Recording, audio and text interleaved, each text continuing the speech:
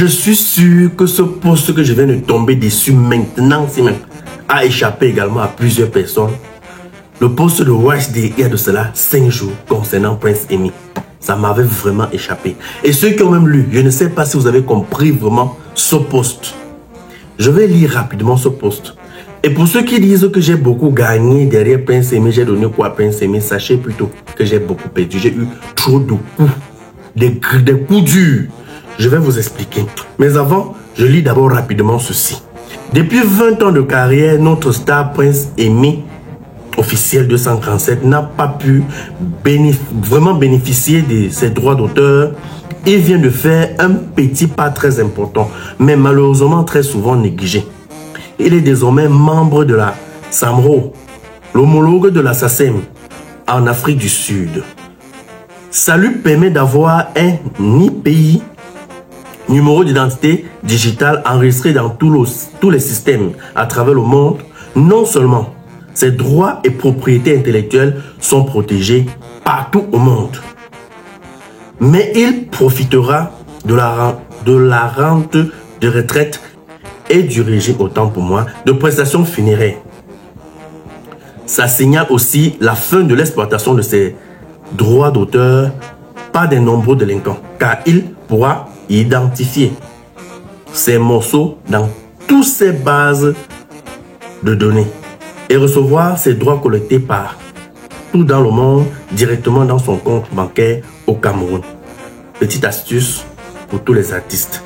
Petite astuce pour tous les artistes. Petite astuce pour tous les artistes. J'espère que ces artistes-là comprennent bien le message. Normalement, l'on ne rejoint pas à 2 sociétés majeures. Ça, c'est à noter bien. Mais ça peut être divisé. Donc, éventuellement, la région francophone sera couverte par la SACEM. Ceci dit, et ça revient à ce que notre artiste Sergio Polo nous disait sur la chaîne de télévision Equinox. Voilà. Donc, vraiment l'école est bien. Moi-même, je confirme que l'école est bien. Maintenant, on peut bien comprendre que Desbordeaux savait ce qu'il faisait. Et ce qu'il disait ne devait jamais être ça. Parce que Prince Emmy n'était pas couvert. Tous ceux-là qui exploitaient les œuvres de Prince Emmy sans autorisation, ils s'en foutaient. Actuellement, si c'est impossible. Donc ça veut dire que si WashD n'était pas arrivé dans la vie de Prince Emmy, tout le monde pouvait faire les remixes, ils s'en foutent. Donc l'histoire que vous avez racontée avant l'arrivée de WashD, que ces droits-là devaient aller automatiquement dans son compte bancaire, vous comprenez bien que c'était faux, qu'il devait réclamer tout ça. Puisque Prince Emmy n'était même pas enregistré. Il dit bien depuis 20 ans, si on comprend bien le français.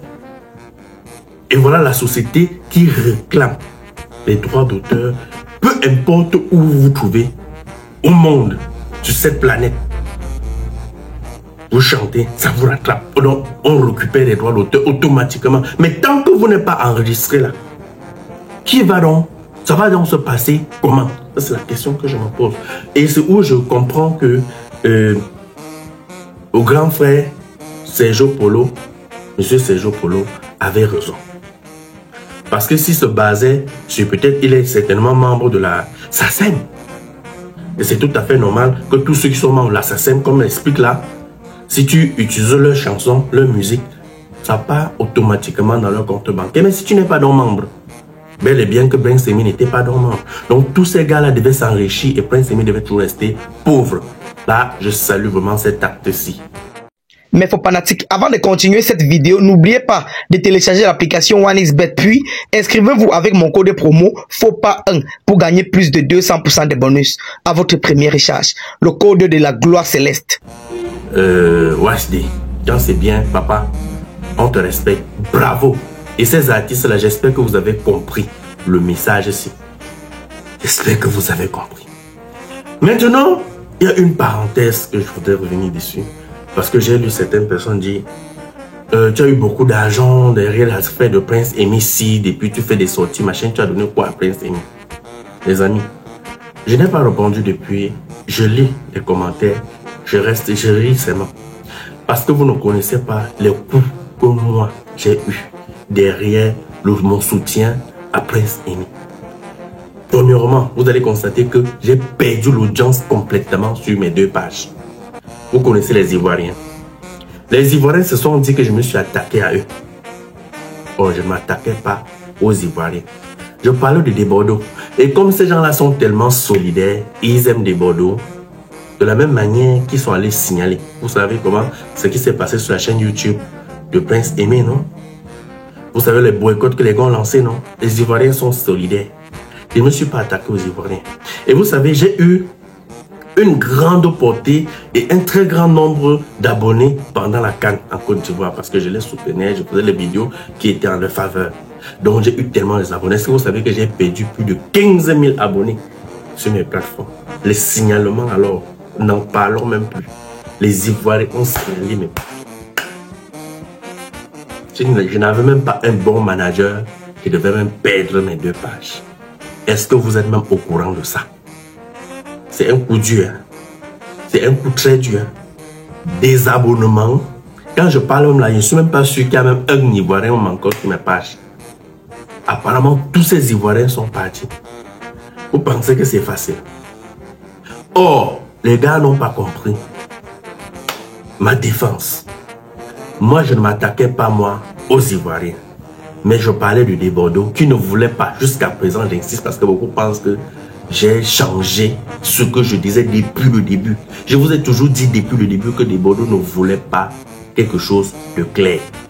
Sinon, tout devait être engagé. Si Prince Emmy, à la base, était enregistré par cette société comme on nous présente ici, Desbordeaux ne devait pas avoir besoin de signer un contrat ou de quoi que ce soit.